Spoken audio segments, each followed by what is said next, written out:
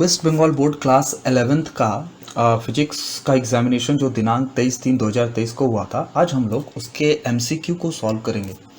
पहला क्वेश्चन कह रहा है कि the dimension of heat capacity is, और ये चार ऑप्शन हमारे पास दिए गए हैं।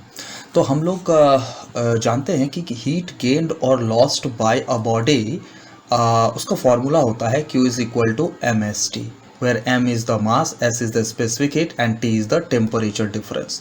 तो जो स्पेसिफिक हीट कैपेसिटी यानी कि S है, that is equal to Q by M into T. So the dimension of specific heat capacity यानी कि हमारे पास जो स्पेसिफिक हीट कैपेसिटी है यानी कि S, उसका डायमेंशन अगर हम देखें तो dimension of specific heat capacity S will be equal to the dimension of heat energy divided by dimension of mass by dimension of temperature। अब यहाँ पर जो है वो Q जो है वो हीट एनर्जी है, यानी कि एनर्जी की dimension same as the work done होती है, यानी कि mL2T टू द पावर -2। इसके बाद dimension of mass can be written as m, and dimension of temperature k लिखा जाएगा, क्योंकि यहाँ पर टेम्परेचर के लिए k सिंबल ही यूज़ किया गया है। बहुत जगह थीटा भी यूज़ करते हैं, मगर यहाँ पर k दिया गया है तो हम लोग k यूज़ करेंगे। सो m से m गॉट कैंसल्ड, तो स्पेसिफिक हीट कैपेसिटी का जो डायमेंशन निकल करके आया है that is L to the power 2 into T to the power -2 into K to the power -1। हमें स्पेसिफिक हीट कैपेसिटी का डायमेंशन नहीं पूछ रहा है, हमसे हीट कैपेसिटी का डायमेंशन पूछ रहा है, और हीट कैपेसिटी का डायमेंशन जो होगा वो स्पेसिफिक हीट कैपेसिटी के साथ मास को मल्टीप्लाई करके आएगा। तो therefore dimension of heat capacity is equal to mass जो होगी वो मल्टीप्लाई हो जाएगी with the dimension of specific heat capacity, यानी कि L to T to the power -2 into K to the power -1। So जो हीट कैपेसिटी का dimension निकल करके आएगा mL2T to the power -2 K to the power -1। अगर ऑप्शन के साथ मिलान करें तो यहाँ पर ऑप्शन बी जो है वो हमें दिख रहा है mL2T to the power -2 into K to the power -1। तो पहला जो न्यूमेरिकल है उसका जो करेक्ट ऑप्शन होगा वो ऑप्शन बी होगा। सेकेंड सम्स अगर देखें तो कह रहा है कि the distance x covered by a particle varies with time t as, कहने का मतलब जो पार्टिकल डिस्टेंस कवर करता है उसे x से डिनोट किया गया है, और ये x जो है वो वेरी करता है विथ टाइम। इक्वेशन दिया गया है x square is equal to 2t square plus 6t plus 1। अच्छा, अब हमसे पूछ रहा है आगे कि its acceleration varies with distance as, यानी कि एक्सेलरेशन जो है वो x के साथ कैसे वेरी करेगा।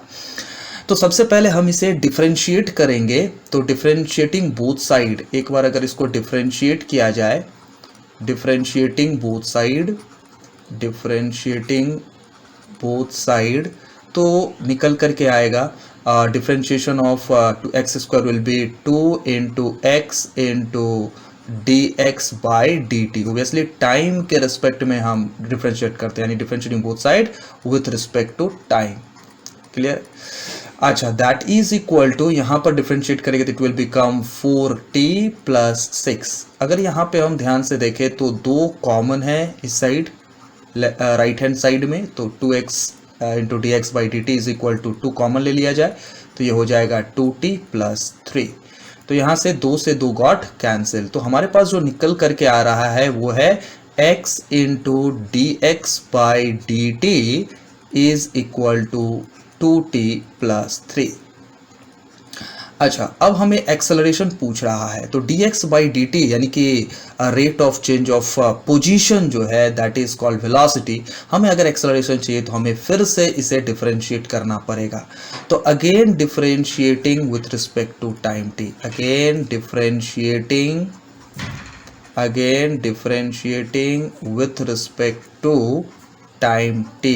टाइम t के साथ फिर से अगर इसको डिफरेंशिएट किया जाए तो ये निकल या u v फंक्शन है। आपको पता है कि जब हम डिफरेंशिएशन करते हैं ddx ऑफ किसी भी चीज़ का u इंटू वी के फॉर्म में, तो इसका डिफरेंशिएशन आता है, पहले वाले को कांस्टेंट रखते हैं इंटू dv बाई dx, दूसरे वाले का डिफरेंशिएशन करते हैं, फिर प्लस दे करके जिसको कांस्टेंट रखा था इस बार उसको डिफरेंशिएट करते हैं और दूसरे वाले को कांस्टेंट रखते हैं तो इनटू v आ जाएगा। तो इसी फॉर्मूला पे अगर इसको फिर से डिफरेंशिएट किया जाए तो यहाँ पर एक बार x कांस्टेंट होगा, dx बाई dt का differentiation it can be written as d2x by dt2 plus इस बार जो है वो dx बाई dt कांस्टेंट रहेगा और x का डिफरेंशिएशन होगा तो फिर से आ जाएगा dx बाई dt और इस साइड जब डिफरेंशिएशन करेंगे तो इट विल बी 2 क्योंकि 3 जो है वो कांस्टेंट है और कांस्टेंट का डिफरेंशिएशन है 0। इसको अगर ध्यान से देखें तो ये लिखा जा सकता है x into d2x by dt2 plus dx by dt का होल स्क्वायर, क्योंकि ये 2 बार है इसलिए dx बाई dt का whole square is equal to 2 आएगा। यानी कि इसको मैं अगर चाहूं तो लिख सकता हूं कि x into d2x by dt2 is equal to 2 minus of dx by dt का whole square, dx by dt का होल स्क्वायर। अच्छा, यहाँ पर अगर यहाँ पर मैं लिख सकता हूँ d2x by dt2 is equal to 2 minus of dx by dt का होल स्क्वायर डिवाइडेड बाय ये x इस साइड अगर आ जाएगा तो वो नीचे डिनोमिनेटर में आ जाएगा। यहाँ पे लिखा जा सकता है that is equal to d2x by dt2 जो कि हमारा असल में एक्सेलरेशन है, second order derivative of displacement is called acceleration, is equal to 2 minus of ये जो dx बाई dt है इसका वैल्यू हमें बिठाना पड़ेगा यहाँ से, ये जो इक्वेशन आपको दिख रहा है। तो यहाँ पर अगर मैं dx बाई dt देखूँ तो it can be written as 2t plus 3 by x का ऑब्वियसली यह स्क्वायर है तो ये आ जाएगा होल स्क्वायर और नीचे में एज इट इज x है तो मैं x लिखूंगा। अगर इसको आगे देखें कैसे सॉल्व होगा तो ये लिखा जा सकता है ये d2x बाई dt2 को मैं एक्सेलरेशन लिखता हूं तो a इज इक्वल टू यहाँ पर अगर आप ध्यान से देखेंगे तो it can be written as 2 minus of 2t plus 3 का होल स्क्वायर, 2t प्लस 3 का whole square divided by x square, क्योंकि यहाँ पर x का स्क्वायर आ गया और नीचे में ऑलरेडी x है। तो यहाँ पे लिखा जा सकता है इसको अगर सॉल्व किया जाए तो एलसीएम लेंगे तो ये 2 इंटू एक्स स्क्वायर ये हो जाएगा 2x square minus of 2t plus 3 का होल स्क्वायर और ये जो x स्क्वायर है वो डिनोमिनेटर में आ जाएगा और ये आ जाएगा x क्यूब। इसको अगर सॉल्व किया जाए तो ये लिखा जा सकता है 2 into x square minus of अच्छा, यहाँ पर अगर मैं एक्स स्क्वायर का वैल्यू बिठा दूँ, यहाँ पर जो मैंने एक्स स्क्वायर का अगर वैल्यू बिठा दूँ तो ये लिखा जाएगा एक्स स्क्वायर का वैल्यू क्या है ये जो दिया गया है पहला ही लाइन में, that is 2t square plus 6t plus 1 और यहाँ पर मैं माइनस ऑफ 2t प्लस 3 का होल स्क्वायर को मैं स्क्वायर में तोड़ूंगा तो इसका क्या हो जाए नीचे में x cube as it is लिखा जाएगा। तो यहाँ पे आ जाएगा एक्स क्यूब। इसको अगर जब आगे सॉल्व करें तो ये आ जाएगा 4t स्क्वायर, यहाँ पर आ जाएगा 12t और यहाँ पर आ जाएगा प्लस 2 माइनस ऑफ, यहाँ पे हम 2t प्लस 3 को यानी कि a प्लस b के होल स्क्वायर के फॉर्म में तोड़ेंगे तो ये आ जाएगा a स्क्वायर मतलब 4t स्क्वायर प्लस 2ab यानी कि आपका यहाँ पर आएगा 2 2 जा 4 3 जा 12t प्लस यहाँ पर आ जाएगा 3 का होल स्क्वायर 9 और ये आ जाएगा एक्स क्यूब। तो यानी कि इसको जब ब्रैकेट को ओपन करेंगे तो ये आ जाएगा 4t square plus 12t plus 2, bracket को ओपन करेंगे तो it can be written as minus of 4t square minus of 12t minus of 9 divided by x cube. यहाँ से 40 स्क्वायर कैंसिल, 12t कैंसिल, जो निकल करके आया वो है प्लस 2 माइनस 9 यानी कि minus of 7 by x cube. तो एक चीज़ समझ में आया कि ये जो एक्सेलरेशन है that is equal to minus of 7 by x cube. कहने का मतलब कि जो एक्सेलरेशन है इक्वल टू माइनस 7 को कांस्टेंट अगर ले ले जाए तो directly proportional to x to the power minus 3। So जो ऑप्शंस में हमें दिए गए हैं वो है कि acceleration varies with distance as option D दिया गया है x to the power -3। So second जो MCQ है उसका आंसर होगा ऑप्शन डी। नेक्स्ट अगर सम्स नंबर थर्ड देखा जाए तो जिसमें कह रहा है कि y is equal to √3 into x minus of g/2 into x square, ये इक्वेशन हमें दिया गया है। The angle of its projection is, तो हम लोगों ने डेरिवेशन के वक्त जो general equation of trajectory of a projectile जो हम लोगों ने देखा था, ट्रैजेक्टरी ऑफ अ प्रोजेक्टाइल जो हम लोगों ने किया था वो था y is equal to x tan theta minus of g/2u square cos square theta into x square, यानी कि ये general equation of trajectory of a projectile है। अब ये जो गिवन इक्वेशन है और ये जनरल इक्वेशन है, इन दोनों को अगर कंपेयर किया जाएगा तो कंपेयर करके हम पाते हैं कि यहाँ पर x दिया गया है, यहाँ भी x है, और यहाँ पर √3 दिया गया है, और यहाँ पर ये tan थीटा है, जहाँ पर theta is the angle of projection. तो कंपेयर करने पर हम पाते हैं कि जो tan थीटा है दैट इज √3 के इक्वल है, यानी कि हम tan थीटा में हम लोग जानते हैं कि √3 जो होती है वो tan 60 का वैल्यू होता है। तो कंपेयर करने पर पाएंगे कि theta is equal to 60 degree, यानी कि जो एंगल ऑफ प्रोजेक्शन है वो 60 डिग्री, और इस ऑप्शन में जो दिया गया है वो ऑप्शन डी दिया गया है। सो the correct option of third number numerical will be option D. Next question अगर आप देखें सम्स नंबर 4 जो कह रहा है कि for a body of given mass the graph between velocity and momentum. देखिए मोमेंटम जो होता है जनरली ऑब्वियसली बात है लीनियर मोमेंटम, जिसको हम लोग P से डिनोट करते हैं, that is equal to product of the mass and velocity, यानी कि P is equal to mv, यानी कि P जो है that is equal to mv।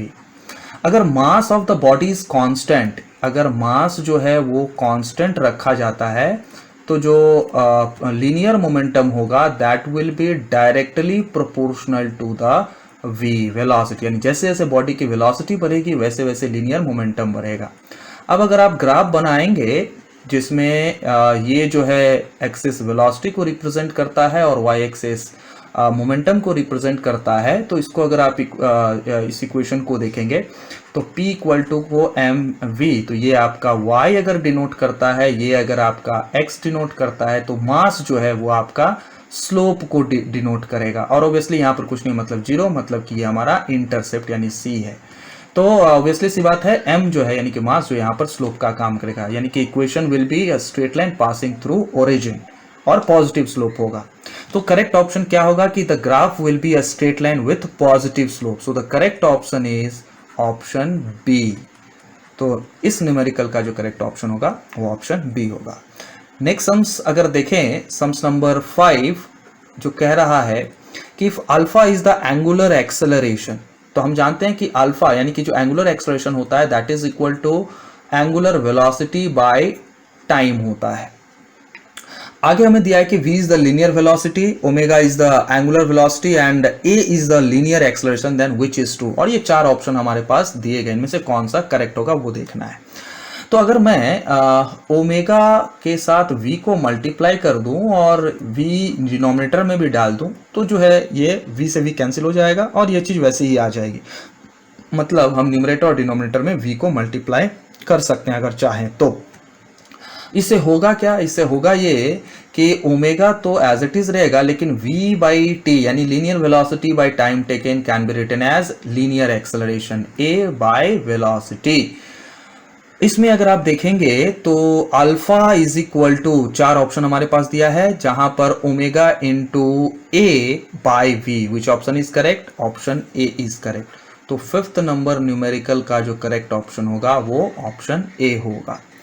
Next sums अगर सम्स नंबर 6 देखें तो कह रहा है कि a particle moves from this position to this position, यानी कि initial position of the particle जो है, इनिशियल पोजीशन वेक्टर फॉर्म में दिया गया है, जिसको मैं लिख सकता हूँ initial position vector denoted by r1 vector is equal to given है minus of 2i cap plus 5j cap. यहाँ से बॉडी मूव करती है एक न्यू पॉइंट पर, तो फाइनल पोजीशन जो दिया गया है आपको, final position vector of the particle, यानी कि जिसको मैं r2 से डिनोट कर रहा हूं, that is equal to 4j cap plus 3k cap metre आपको गिवन है। तो पार्टिकल जब इनिशियल पॉइंट से फाइनल पॉइंट मूव करती है तो उसने कितना डिस्प्लेसमेंट किया, तो डिस्प्लेसमेंट जो होता है दैट इज, डिस्प्लेसमेंट जो होगी दैट इज, जिसको मैं s से डिनोट करूंगा, displacement vector is equal to final position vector minus initial position vector. तो फाइनल पोजीशन वेक्टर जो है वो है 4j cap plus 3k cap और minus of initial position vector है minus of 2i cap plus 5j cap. अगर मैं bracket को ओपन करूंगा तो it can be written as 4j cap plus 3k cap, minus of minus will become plus 2i cap minus plus minus 5j cap. तो यानी कि इसको लिखा जा सकता है i कैप अगर हम पहले लिखे तो it can be written as 2i cap 4j cap minus 5j cap, तो minus j cap plus 3k cap. तो डिस्प्लेसमेंट जो आया वो इतना मीटर आया।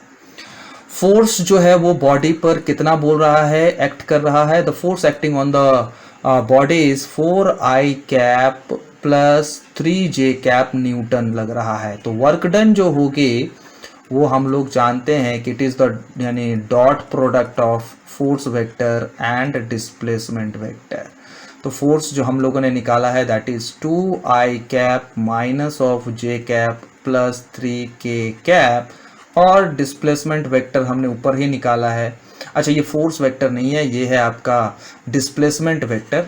तो फोर्स वेक्टर हमारा दिया गया है that is 4i cap plus 3j cap dot displacement vector जो हमने निकाला that is 2i cap minus of j cap plus 3k cap. हम जानते हैं कि डॉट प्रोडक्ट में i का i के साथ ही मल्टीप्लाई होता है, तो 4 2 जा 8 और j का j के साथ होगा माइनस 3 इंटू 1 3, और k नहीं है तो k का कुछ नहीं होगा, यानी 8 minus 3 will be 5 joule. So the correct option जो होगा वो होगा ऑप्शन सी। न्यूमेरिकल नंबर 7 क्या कह रहा है? 7 नंबर न्यूमेरिकल जो है वो है कि a particle of mass m is suspended from the end of a weightless string of length L. When the particle reaches the lowest point of its path of rotating in a vertical plane, it attains speed u. When the string makes an angle 30 degree with the horizontal, the speed of the particle. इसको मैं दो method से करूंगा। एक है shortcut method जो हम लोगों ने डेरिवेशन के वक्त आप लोगों को कराया था कि अगर कोई पार्टिकल सर्कुलर मोशन कर रहा है ऑब्वियसली वर्टिकल सर्कुलर पाथ में, और ये इसका लोएस्ट पॉइंट है, यहाँ पर अगर इसकी वेलोसिटी u इनिशियल वेलोसिटी या velocity at the lowest point u vector है, तो एट एन एंगल थीटा जो इसकी वेलोसिटी होगी, जिसको मैं v वेक्टर यहाँ पर मान रहा हूँ, उसको निकालने का एक टेक्निक बताया था। वो क्या था? शॉर्टकट टेक्निक से direct v is equal to root over of u square minus of 2g into h, जहां पर h जो है दैट इज हाइट जो है, यहां से लेकर के यहां से अगर हम एक परपेंडिकुलर ड्रॉ करें तो ये जो डिस्टेंस आपको दिख रहा है वर्टिकल में, जो बॉडी यहां से यहां जाने के बाद अटेन कर रहा है, दिस इज कॉल्ड h। तो सम्स में कह रहा है कि जो थीटा है वो 30 डिग्री है, तो u का वैल्यू जो है वो क्या दिया गया है, u का value as it is given है, u स्क्वायर ही लिखेंगे minus of 2 into g into h, height क्या होगी। तो अगर ये थीटा 30 डिग्री है, मैं इसको अगर बड़ा करके बनाता हूँ, लेट अस सपोज ये मेरा वर्टिकल सर्कुलर पाथ है, ये इसका लोएस्ट पॉइंट है यहाँ पर, और पार्टिकल 30 डिग्री एंगल बना के यहाँ पहुँच रहा है। So this angle is 30 degree. तो यहाँ से अगर हम एक परपेंडिकुलर ड्रॉ करेंगे और ये लेंथ जो है वो L बोल रहा है स्ट्रिंग का, तो this will be equal to L cos 30, यानी L cos 30। तो h जो है ये distance that will be equal to L यानी total length of the string minus of ये वाला यानी कि L cos 30 डिग्री, यानी हाइट जो होगी वो होगी L minus of L cos 30 degree. तो यहाँ पर हम लिख सकते हैं that is equal to L minus of L cos 30 degree. यहाँ से अगर आप आगे सॉल्व करेंगे तो it will become you square minus of 2 into J into L common है तो मैं इसको एल कॉमन ले लेता हूँ.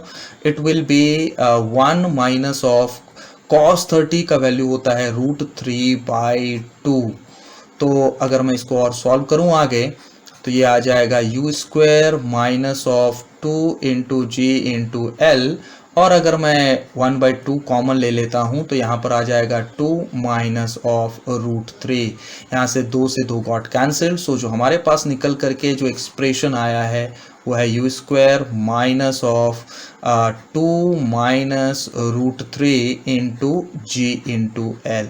तो अगर ऑप्शन के साथ हम मिलान करें तो ये ऑप्शन नंबर डी जो है वो यहाँ पर दिख रहा है. सो the correct option of this problem is option D. इसको जैसे मैंने बोला था कि इस 2 मेथड से मैं करूँगा तो इसको मैं सेकेंड मेथड से करता हूँ. सम्स नंबर 7 को सेकेंड मेथड से. अगर किसी को ये फॉर्मूला याद नहीं था तो वो law of conservation of energy भी लगा सकता था. यानी कि जब कोई पार्टिकल वर्टिकल पाथ में सर्कुलर मोशन करता है और ये इसका जो है centre of the circular path है और ये इसकी position eight the lowest point है जहाँ पर इसके वेलोसिटी u है, और वो थीटा एंगल कवर करके अगर इस पोजीशन पे पहुंचता है जहाँ पर इसकी रफ्तार v है तो हम यहाँ पर लगा सकते हैं law of conservation of energy. और यहाँ से अगर वर्टिकल हॉरिजॉन्टल लाइन ड्रॉ करें and this denote the height h. तो according to law of conservation of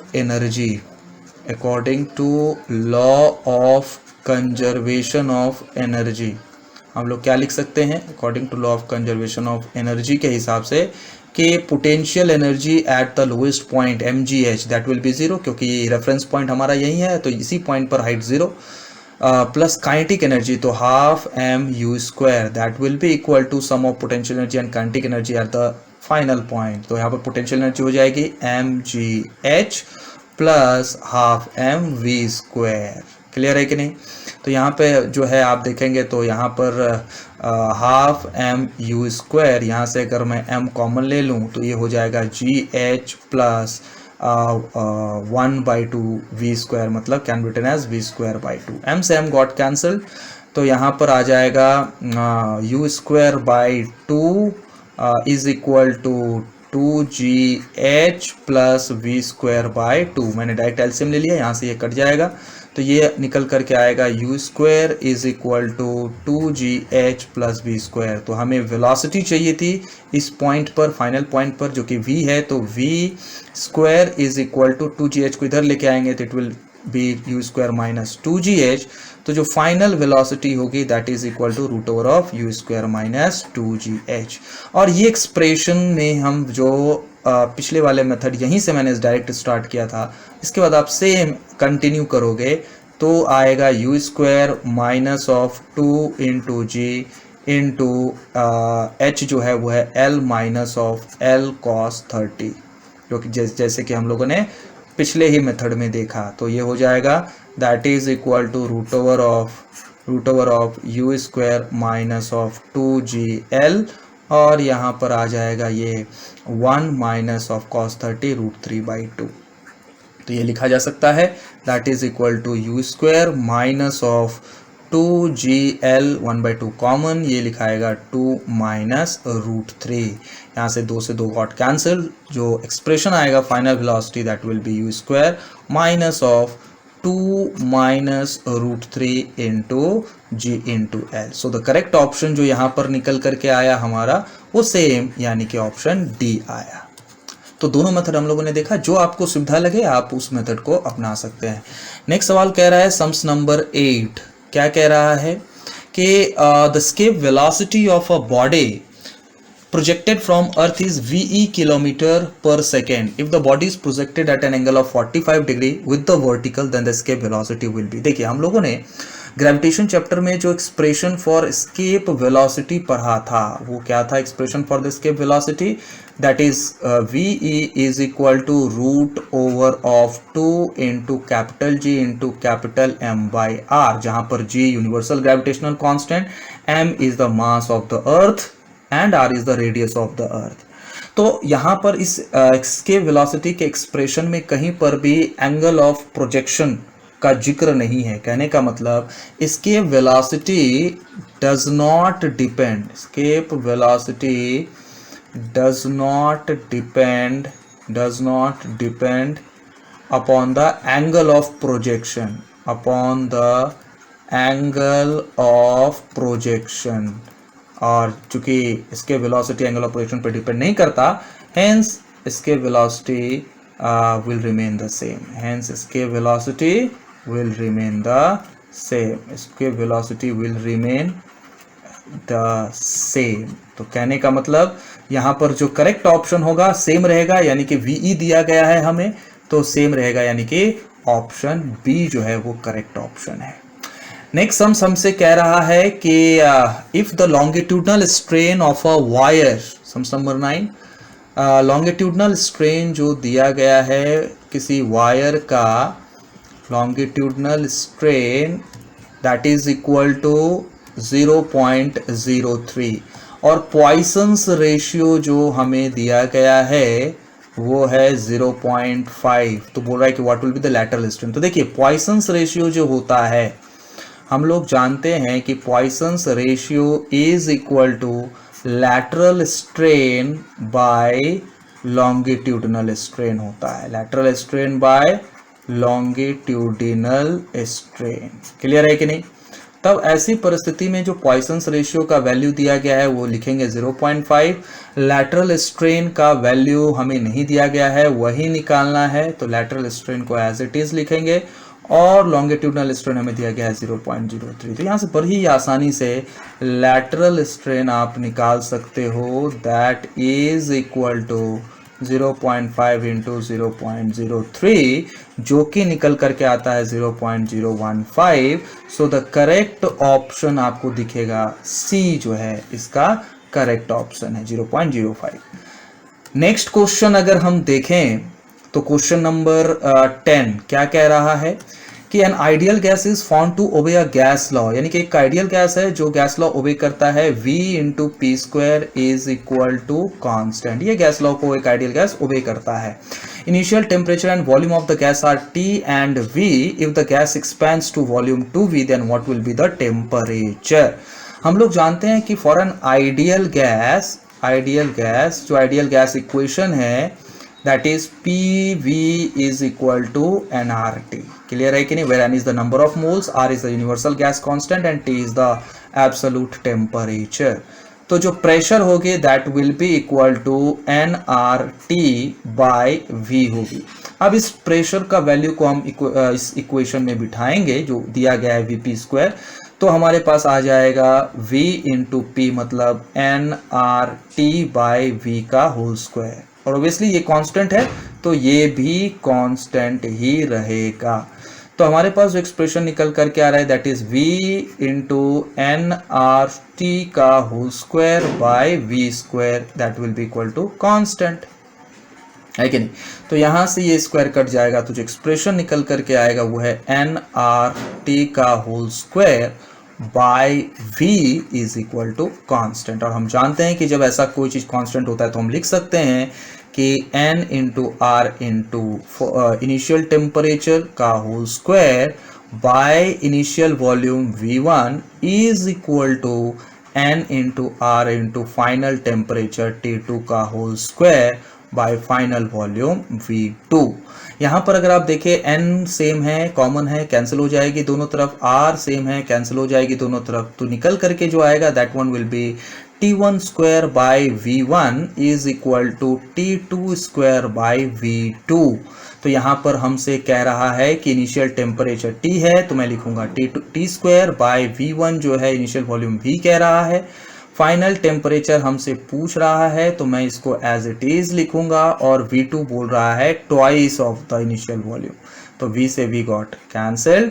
तो यहाँ पर क्या आ जाएगा T2 का स्क्वायर यानी 2 into t square is equal to T2 का स्क्वायर यानी फाइनल टेम्परेचर का स्क्वायर। तो यहाँ पर स्क्वायर इधर आ जाएगा तो it will become root over of 2t square is equal to final temperature, मतलब जो फाइनल टेम्परेचर आएगा that will be equal to root 2 into T. So the correct option अगर मैं मिलाऊं इधर तो ये हो जाएगा √2t यानी ऑप्शन ए। सो जो करेक्ट ऑप्शन जो है वो ऑप्शन ए है। कह रहा है कि in an isothermal expansion of N ideal gas which is incorrect, यानी कि isothermal expansion of N ideal gas में इनमें से कौन सा जो है वो इनकरेक्ट है। तो फॉर आइसोथर्मल प्रोसेस हम लोग जानते हैं कि फॉर आइसोथर्मल प्रोसेस के लिए हम जानते हैं कि टेम्परेचर जो है वो कांस्टेंट होता है कि नहीं। तो ऐसी परिस्थिति में बोला है कि there is no change in the temperature of the gas. तो ये बात तो सही है और हमसे पूछ रहा है कि व्हिच इज इनकरेक्ट, में गलत कौन है वो बताना है। तो पहला तो सही बात है, ये तो करेक्ट ऑप्शन होगा नहीं। बोला कि there is no change in the internal energy of the gas. तो हम जानते हैं कि इंटरनल एनर्जी जो होती है it is the function of temperature, it is the function of temperature. तो अगर टेम्परेचर कांस्टेंट होगा तो इंटरनल एनर्जी जो है वो भी कांस्टेंट होगी, तो there will be no change in the internal energy. तो ये बात भी सही है।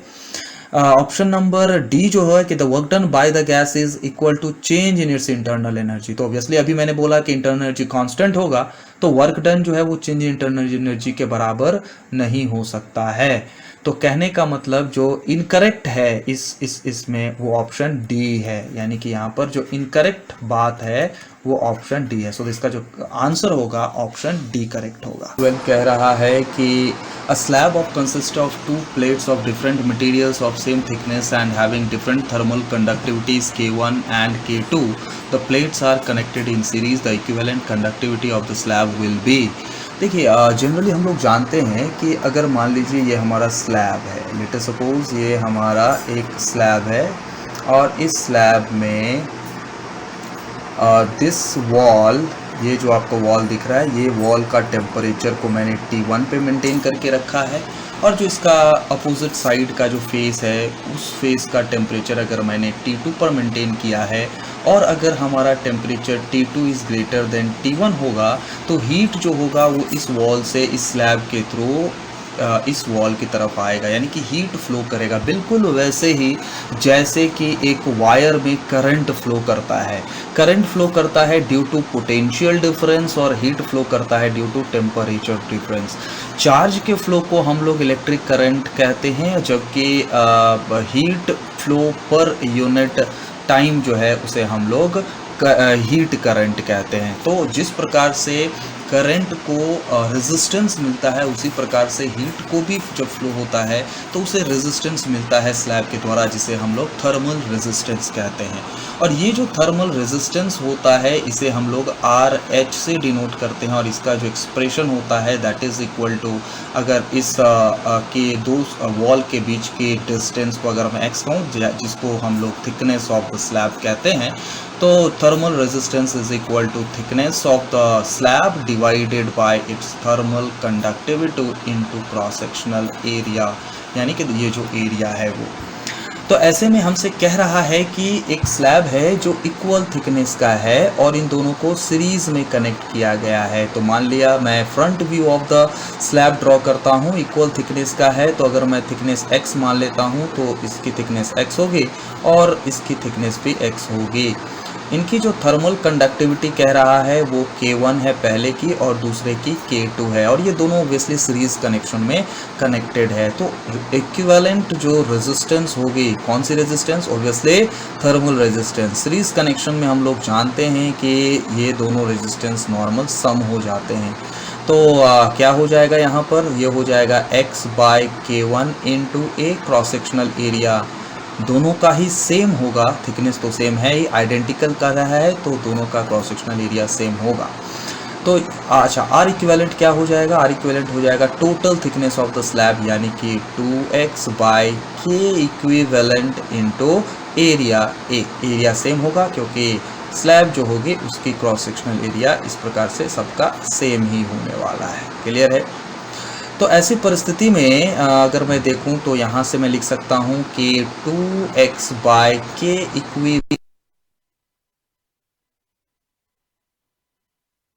Equivalent into A is equal to, मैं x बाय A अगर कॉमन ले लूँ इस साइड तो हो जाएगा ये 1 bye K1 plus 1 bye K2। यहाँ से अगर आप देखेंगे तो x x got cancelled, cross sectional area got cancelled. तो यहाँ पे निकल करके आ रहा है कि 1/k equivalent is equal to 1/, यहाँ पर 2 था तो यहाँ पर 2 होगा, 2/1/k1 प्लस 1/k2।